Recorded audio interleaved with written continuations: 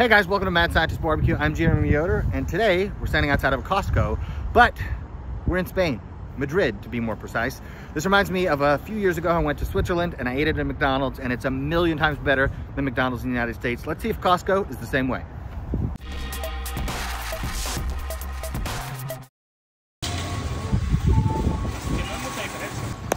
It worked. All right, so far it looks exactly like an American Costco, which is a little disappointing. Not the end of the world. Let's see if they have cool watches or something. Maybe they have Swiss watches. All right, so far it looks exactly like American Costco. The only difference is there are far fewer people here, which is incredible. Usually I'm fighting lines, like trying to get into an aisle, like avoiding being hit. This is way better. But what I'm most curious about is the meat department, because really when I go to Costco, I go to see what's in the meat department, and then I usually end up bringing some other stuff home I didn't intend on. But, ooh, golf. Sorry. What?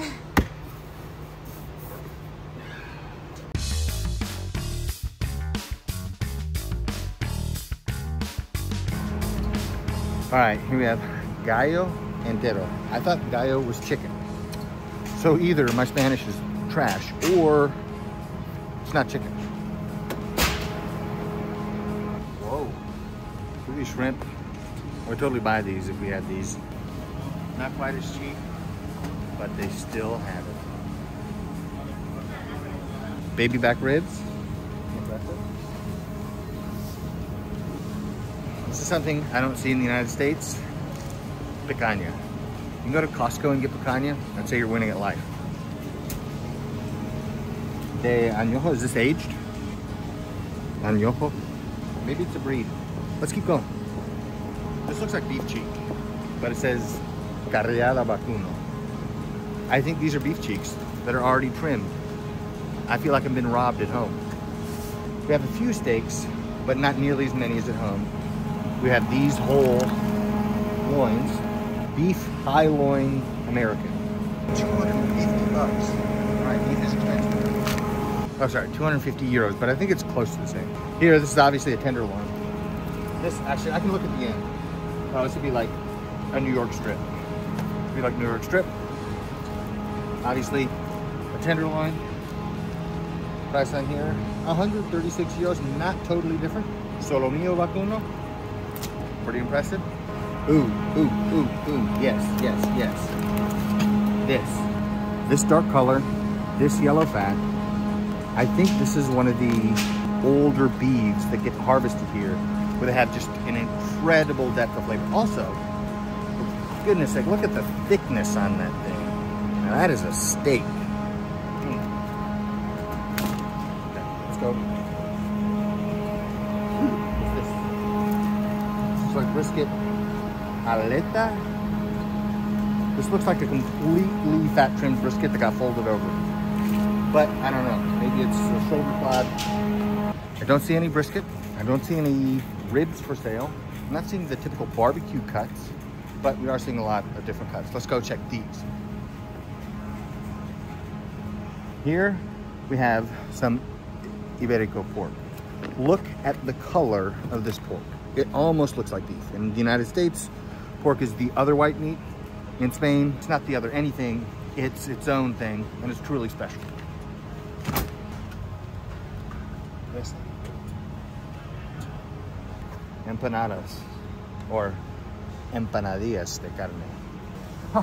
And they have pizza. I made some of these today. Chorizo oreado. And of course, you gotta have jamon. These are 50% Iberico, probably mixed with something like Duroc or another breed. But one of the cool things about the packaging in Spain on almost all the food, you have a lot more transparency than we have in the United States. This one, it tells you what breeds go together to make up this product. A lot of other product packaging, you see what kind of diet the animal ate. So on a lot of these hams, they'll tell you how much of their diet consisted of those acorns or bellota.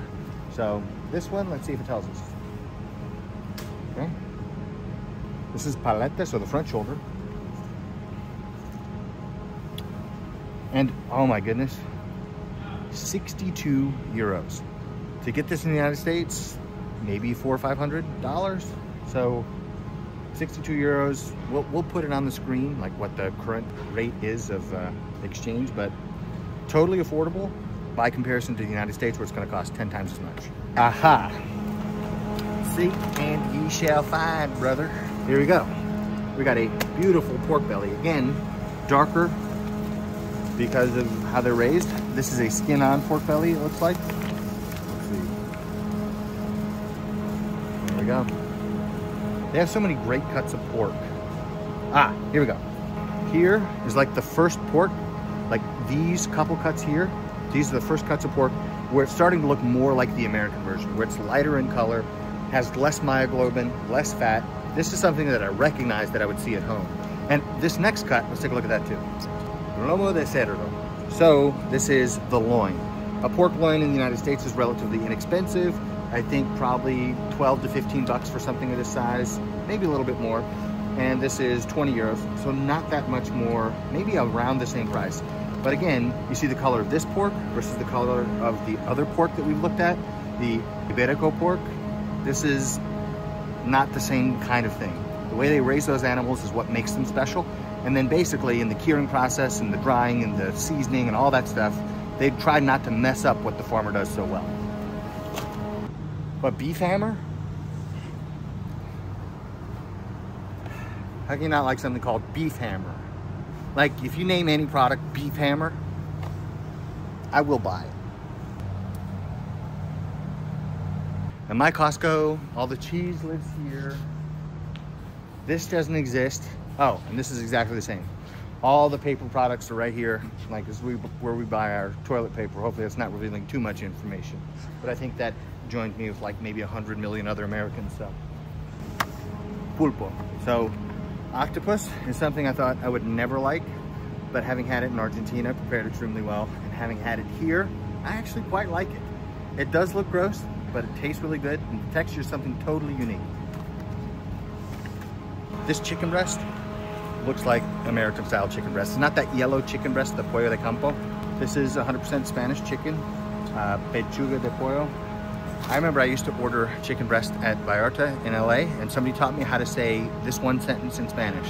I'd walk in and say, 3 libras pechuga de pollo marinada sin huesos. They'd give me a bag of chicken, and I would eat for a week.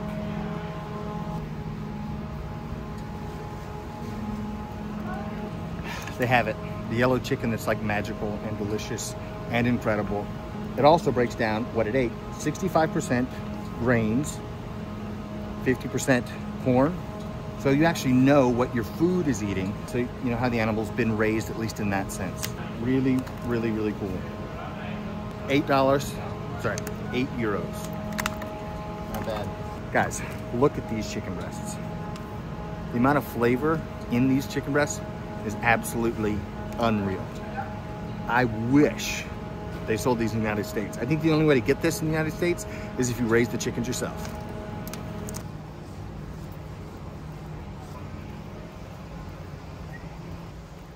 Sure. I would definitely eat these guys. Churro bites.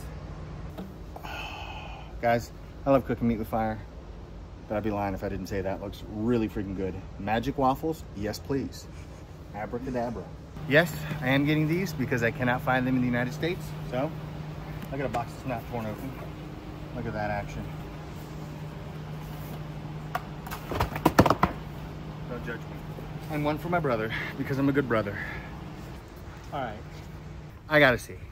Are these cereals really different? That looks like Cinnamon Toast Crunch to me. But these are called Cine Minis, which is a little bit more fun. Deliciosa Canela. It says colorant is, looks like Norbixina de Bija. Don't know what that is, but I'm gonna take a picture and I'll let you guys know.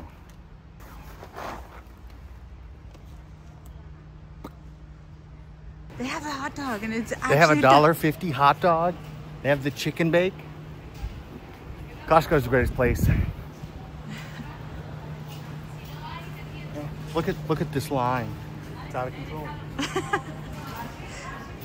All right, guys, I said I would do some looking into the labels on the cereal. So let's just take a look at one. The Cine Minis, as they're known in Spain, or as we know it in the United States, Cinnamon Toast Crunch, which was my favorite cereal growing up. Now, the Spanish version, presumably it's the same all over the EU, but the Spanish version has 22 ingredients. I did some translation and looking some stuff up. 22 ingredients. Some of those are, vitamins and minerals that are added. The American version has 29 ingredients. Again, some are vitamins and minerals that get added, like iron and zinc and vitamin B6 and so on. But here's the big difference. There are 5 ingredients that are present in the American version that aren't present in the European version. You have blue 1, yellow 5, red 40, caramel color, and BHT. So I'll start from the bottom. BHT is butylated hydroxytoluene. So basically, if you guys know what toluene is, imagine a hydroxyl group and 2 tert-butyl groups attached to that. It's not super important, but basically, there's some concern raised over its safety, but it's generally regarded as safe. I don't know. I'm not here to adjudicate all those claims. Then caramel color, another ingredient it's just darkens the color of things. Doesn't really affect the flavor. Then red 40, which there have been numerous concerns about the use of red 40. When it comes to red 40, in the EU it can be used, but it has to include this statement. Let me read it for you. May have an adverse effect on activity and attention in children. Also, my wife is allergic to red 40, so I'm constantly on the lookout for red 40 in food products that I buy. Then yellow number 5, or tartrazine. This is something that Robert F. Kennedy Jr. has talked about. That video went all over the internet, and some health concerns that he's raising about its use in food. And then blue 1. So is there actually a meaningful difference?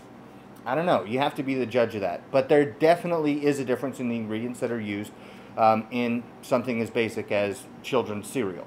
So, all in all, if I had to summarize my experience of Costco in Spain, I think, this sounds sacrilegious, but I think I like it better than American Costco. There are shorter lines. They have tons of meat. The Pollo de Campo is, like, if you've never tried it, you owe it to yourself to try it. I don't think I've ever encountered anything quite like that in the United States.